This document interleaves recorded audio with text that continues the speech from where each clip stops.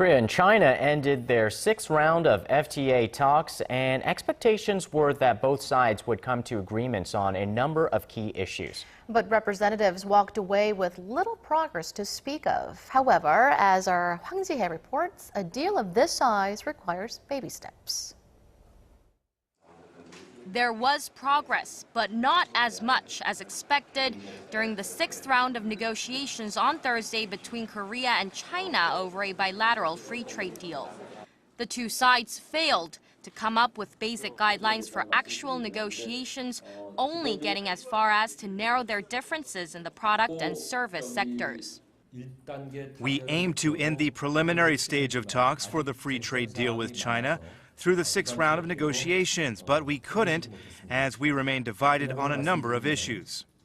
The talks in Busan came just days after the presidents of both countries agreed to make a push to accelerate the deal during summit talks in Beijing. With that wind at their backs, negotiators were expected to come up with a draft on the modality of their FTA negotiations, but they didn't. The two sides, however, did agree on the inclusion of 9 areas in the deal, such as transparency, competition, economic cooperation, and e-commerce.